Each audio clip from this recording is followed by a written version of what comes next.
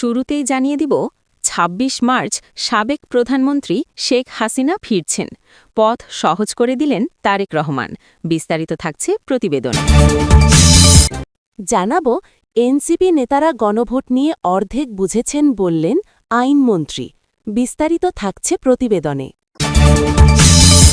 সর্বশেষ জানাবো, ট্রাম্পের হুমকির কাছে চীনের প্রেসিডেন্টের নতি স্বীকার করার কোনো ইতিহাস নেই। বিস্তারিত থাকছে প্রতিবেদনে। শেখ হাসিনা কি বাংলাদেশে ফিরছেন? এটা বহু চর্চিত প্রশ্ন।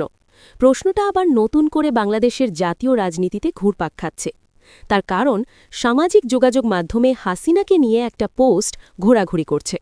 সেই পোস্টে লেখা হয়েছে, দেশে ফিরছেন হাসিনা। আগামী ২৬শে মার্চ তিনি বাংলাদেশে আসছেন। প্রথমেই যাবেন টুঙ্গিপাড়া, বঙ্গবন্ধুর প্রতি শ্রদ্ধা জানাবেন।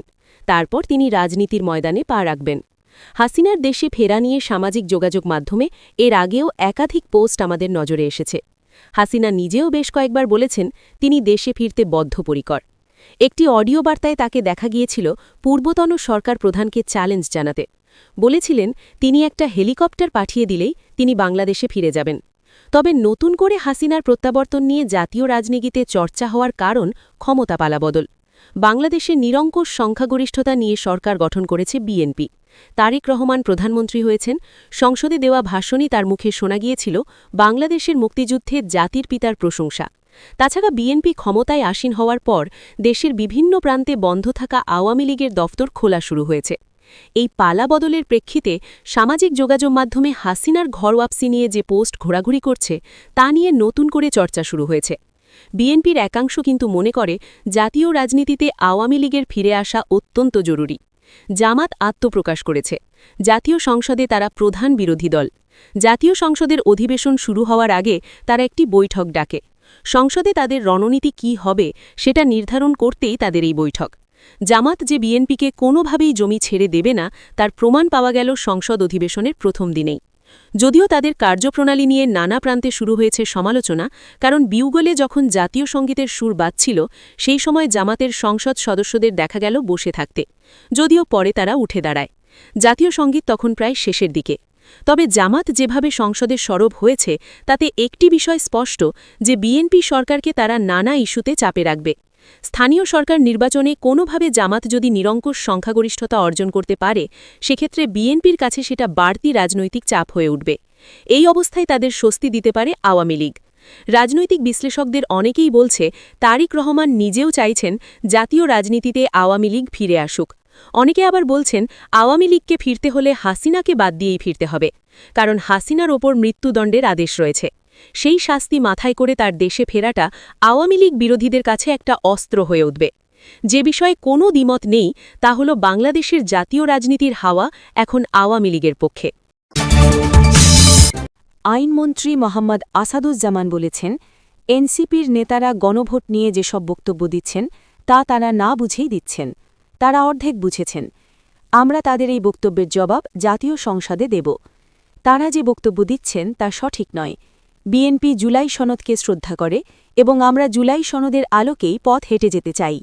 ইমোশন ও আইনকে একসঙ্গে নিয়েই আমরা চলতে চাই। কুষ্টিয়ার খোকসা উপজেলার মোড়াগাছা হাসিমপুর খাল খনন কর্মসূচির উদ্বোধন শেষে সাংবাদিকদের প্রশ্নের জবাবে এসব কথা বলেন আইনমন্ত্রী।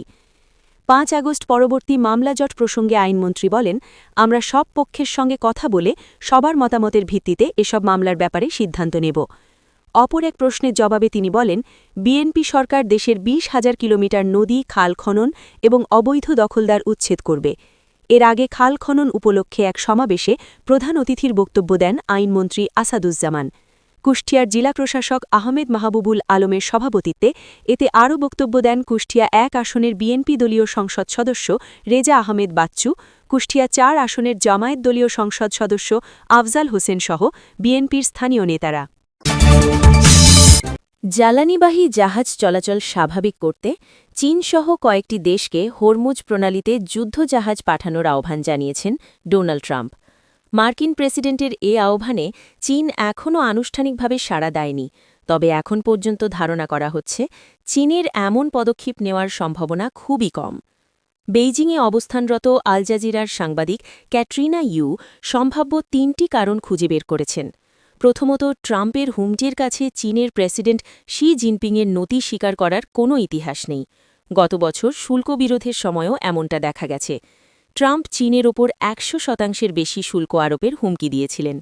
বেইজিং তখন খুব জ্বালানিবাহী জাহাজ চলাচল স্বাভাবিক করতে চীনসহ কয়েকটি দেশকে হরমুজ প্রণালীতে যুদ্ধজাহাজ পাঠানোর আহ্বান জানিয়েছেন ডোনাল্ড ট্রাম্প।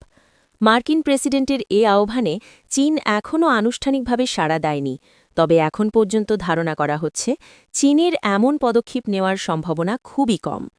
বেইজিংয়ে অবস্থানরত আল জাজিরার সাংবাদিক ক্যাটরিনা ইউ সম্ভাব্য ৩টি কারণ খুঁজে বের করেছেন।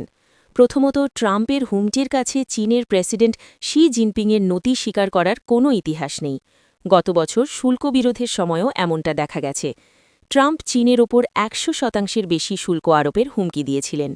বেইজিং তখন খুব সরলভাবে বলেছিল, ঠিক আছে, অর্থাৎ দুই দেশের মধ্যে শুল্ক বাড়তে দিয়েছিল।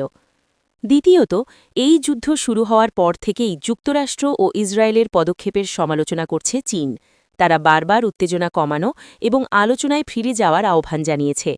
পররাষ্ট্রমন্ত্রী ওয়াং য়ি বলেছেন, শক্তি প্রয়োগ সমাধানের অংশ নয়, তাই বেইজিং হরমুজ প্রণালীতে যুদ্ধজাহাজ পাঠাবে এটা আশা করা কঠিন। ক্যাটরিনা ইউয়ের মতে শেষ কারণটি দুই দেশের মধ্যকার সম্পর্কের প্রেক্ষাপট। বিভিন্ন সংবাদ প্রতিবেদনে দাবি করা হয়েছে হরমুজ প্রণালী দিয়ে চীনের জাহাজ এখনও চলাচল করছে।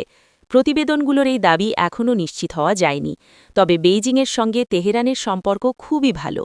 ইরানের তেলের বড় ক্রেতাও চীন। এই সম্পর্ক ও জাহাজ চলাচল করতে পারার দাবি যদি সত্য হয়, তাহলে চীনের যুদ্ধজাহাজ পাঠানোর সম্ভাবনা আরও কম।